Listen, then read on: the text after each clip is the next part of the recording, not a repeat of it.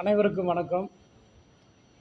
ஒன்றிய பாஜக அரசு 100 நாள் வேலை திட்டத்தில் தமிழ்நாட்டில் கிராமப்புறங்களிலே பணியாற்றிய ஏழை எளிய தொழிலாளர்களுக்கு சுமார் 4000 கோடி ரூபாய் வழங்காமல் இழுத்தடிப்பதை கண்டித்து நேற்றைய தினம் திராவிட முன்னேற்றக் கழகத்தின் சார்பில் எங்களது மாண்புமிகு தமிழ்நாட்டினுடைய முதலமைச்சர், நல்லாட்சி நாயகர், அன்பு தலைவர் தளபதியினுடைய ஆணைக்கிணங்க லட்சக்கணக்கானவர்கள் பங்கேற்ற ஆர்ப்பாட்டங்கள் பல்வேறு ஒன்றியங்களில் எழுச்சியோடு நடைபெற்றது.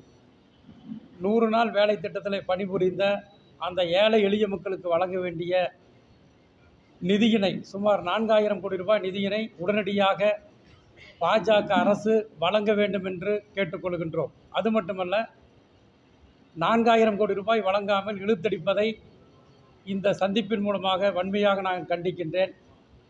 அதை போலவே மக்கள் தொகை கணக்கெடுப்பின்படி நாடாளுமன்ற உறுப்பினர்களுடைய மறுசீரமைப்பு, தொகுதியினுடைய மறுசீரமைப்பு என்பது மக்கள் தொகை கணக்கெடுப்புப்படி நடந்ததுன்னா அது நம் மீது தொங்குகின்ற கத்திக்கு சமமாகத்தான் அது கருதப்படுகிறது. தமிழ்நாட்டினுடைய நாடாளுமன்ற உறுப்பினர்கள், எம்பிக்களுடைய பலத்தை குறைக்கின்ற வகையில் ஒன்றிய பாஜக அரசு செயல்படுவது நம்முடைய மாநில உரிமைகளை பறிப்பதற்கும் தமிழ்நாட்டு மக்களுடைய நலன்களை பறிப்பதற்கும் பாஜக அரசு தொடுக்கின்ற ஒரு தாக்குதலாகத்தான் அது காணப்படுகின்றது.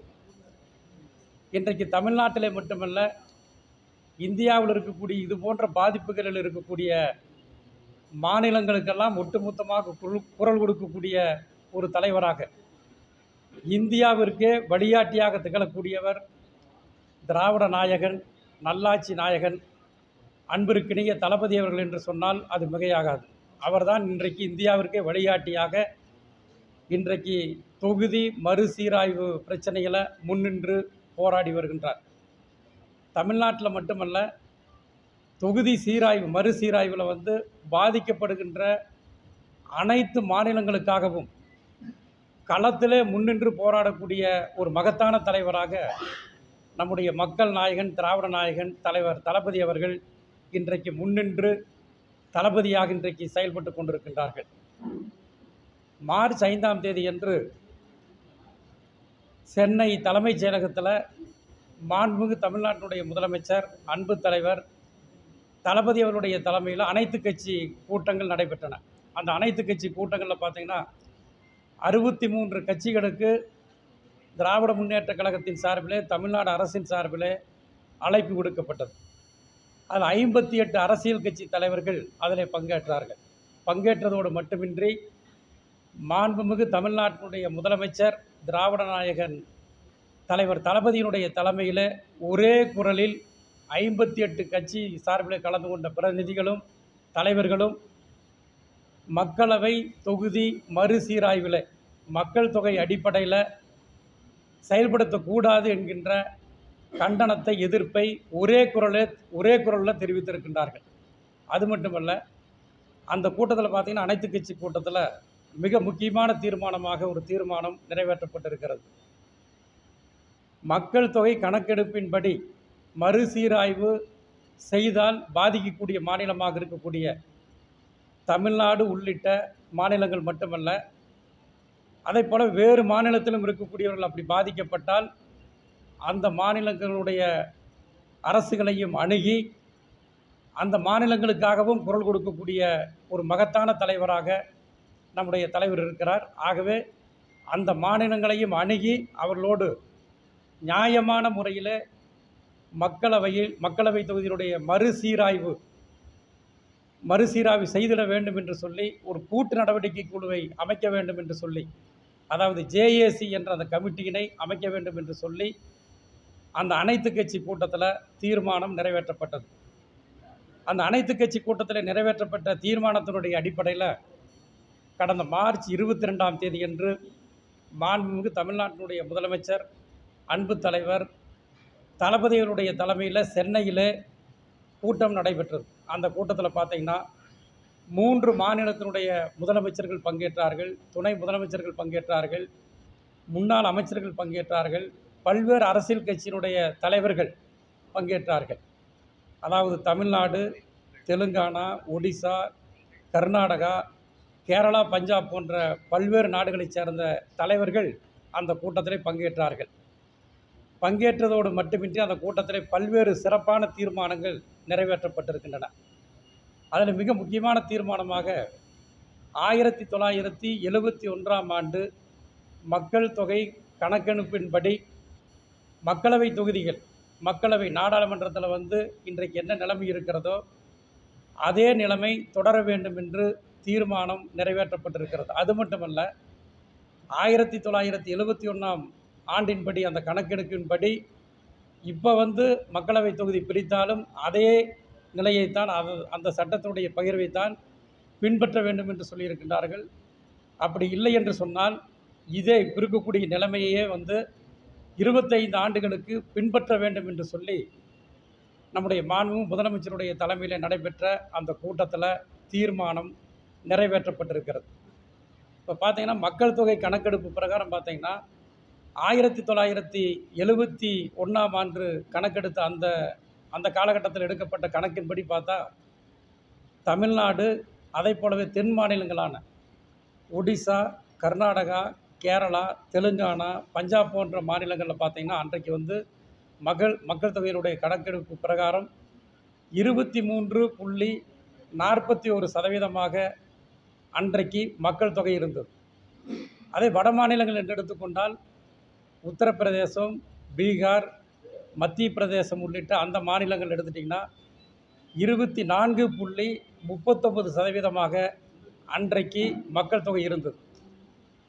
தேசிய அளவில் மக்கள் தொகையை கட்டுப்படுத்தக்கூடிய அந்த திட்டங்களை செயல்படுத்துவதற்கு அன்றைக்கு இருந்த ஒன்றிய அரசு அறிவித்து அந்த திட்டங்களை செயல்படுத்திய அந்த காலகட்டத்தில் பார்த்திங்கன்னா தமிழ்நாட்டில் அந்த திட்டங்கள் மிக சிறப்பான முறையில் செயல்படுத்தப்பட்டன. மக்கள் தொகை கட்டுப்பாட்டு திட்டங்கள் தமிழ்நாடு மட்டுமல்ல,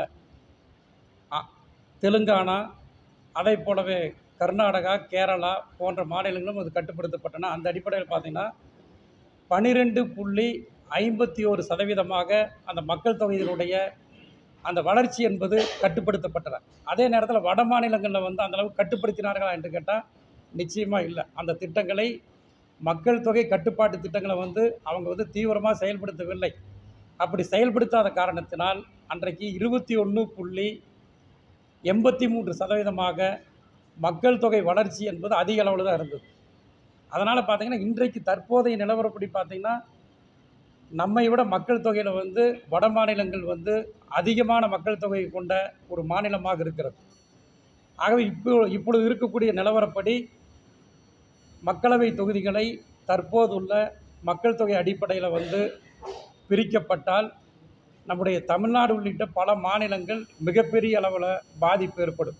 ஆகவே தான் இந்த பாதிப்பை, இது போன்ற ஒரு பேராபத்தை தடுக்க வேண்டும் என்பதற்காகத்தான் நம்முடைய மாண்பு தமிழ்நாட்டுடைய முதலமைச்சர் அவர்கள் இந்தியாவிற்கே வழிகாட்டியாக இன்றைக்கு அந்த மக்கள் தொகை கணக்கெடுப்பில் 1971ஆம் ஆண்டு இருக்கக்கூடிய நிலையை நீடிக்க வேண்டும் என்று சொல்லி நம்முடைய தலைவர் அவர்கள் அதற்குண்டான முயற்சிகள் எடுத்து வருகின்றார்கள். அது மட்டுமல்ல, தேசிய அளவில் ஒன்றிய அரசு அன்றைக்கு என்ன சொன்னதோ அந்த திட்டத்தை மிகச்சிறப்பான முறையில் செயல்படுத்திய அரசாக தமிழ்நாடு போன்ற மாநிலங்கள் திகழ்கிறது. ஆனால் அதை செயல்படுத்தாத அரசுகளாக வட மாநிலங்களில் இருக்கக்கூடிய அந்த அரசுகள் இன்றைக்கு செயல்பட்டு கொண்டிருக்கின்றன. மக்கள் தொகை கட்டுப்பாடு திட்டத்தில் மட்டும் இந்த நிலைமையான்னு கேட்டால் கிடையாது. பொருளாதார வளர்ச்சியிலே கூட நம்முடைய தமிழ்நாட்டை எடுத்துக்கொண்டால், அதாவது ஜிடிஎஸ்பி மாநில உள்நாட்டு உற்பத்தியில் பார்த்திங்கன்னா நம்முடைய தமிழ்நாடு 36% பங்களிப்பை பொருளாதாரத்தில் நம்முடைய தமிழ்நாட்டினுடைய பங்களிப்பாக இருக்கிறது. தமிழ்நாடு மட்டுமல்ல, தமிழ்நாடு, ஒடிசா, கேரளா, கர்நாடகா, பஞ்சாப் போன்ற மாநிலங்கள் அந்தளவுக்கு இருக்குது. அதே மாதிரி வட மாநிலத்தில் பார்த்திங்கன்னா 20% தான் ஜிடிஎஸ்பி அந்த மாநில உள்நாட்டு உற்பத்தியில் அதனுடைய பங்குகள் இருக்கிறது. ஆனால் தமிழ்நாட்டில் 36% இருக்கக்கூடிய தமிழ்நாட்டிற்கு 27% வரி பகிர்வு தான் நமக்கு வழங்கப்படுகிறது. அதே நேரத்தில் வெறும் 20% இருக்கக்கூடிய ஜிடிஎஸ்பி, அதாவது மாநில உள்நாட்டு உற்பத்தி, அந்த பொருளாதார அந்த திட்டத்தில் பார்த்திங்கன்னா வெறும் 20% மட்டுமே இருக்கக்கூடிய அந்த மாநிலங்களுக்கு ஒன்றிய பாஜக அரசு 42.5% அந்த வரி பகிர்வை தருகிறது. ஆகவே தான் நம்முடைய தமிழ்நாட்டினுடைய முதலமைச்சர் அவர்கள் ஏன் எதற்காக இப்படிப்பட்ட பாரபட்சத்தை ஒன்றிய பாஜக அரசு செய்கிறது, எதற்காக இந்த ஓரவஞ்சனையை செய்கிறது. ஆகவே இது போன்ற நிலைமை நீடிக்கக்கூடாது. அதாவது மக்கள் தொகை கட்டுப்பாடாக இருந்தாலும் சரி, பொருளாதாரத்தில் வளர்ச்சியாக இருந்தாலும் இந்த இரண்டிலுமே முதலிடத்தில் ஒன்றிய அரசினுடைய அந்த வேண்டுகோளை, அந்த ஆணைகளை பின்பற்றி செயல்படுகின்ற அரசுகளாக நம்முடைய அரசுகள் இருக்கிறது. அதே நேரத்தில் பின்பற்றாத அரசுகளாக வட மாநிலங்கள் இருக்கிறது. ஆனால் தற்போதைய இருக்கக்கூடிய அந்த மக்கள் தொகை அடிப்படையில் பிரிக்கப்பட்டால் நம்முடைய மக்களவை தொகுதியினுடைய உறுப்பினர்களுடைய எண்ணிக்கை குறையும். ஆகவே உடனடியாக இதை தடுத்து நிறுத்த வேண்டும் என்று சொல்லி இந்தியாவில் இருக்கக்கூடிய அனைத்து கட்சியினுடைய, அதாவது இதை ஏற்காத மாநிலங்கள், பாதிக்கக்கூடிய மாநிலங்கள் இருக்கக்கூடிய முதலமைச்சர்கள், அரசியல் கட்சி தலைவர்களை எல்லாம் அழைத்து இப்படிப்பட்ட ஒரு கருத்துருவை உருவாக்குகின்ற ஒரு மகத்தான தலைவராக இன்றைக்கு இந்தியாவை உற்று நோக்குகின்ற தலைவராக நம்முடைய தமிழ்நாட்டினுடைய முதலமைச்சர் அவர்கள் இன்றைக்கு திகழ்ந்து கொண்டிருக்கின்றார்கள்.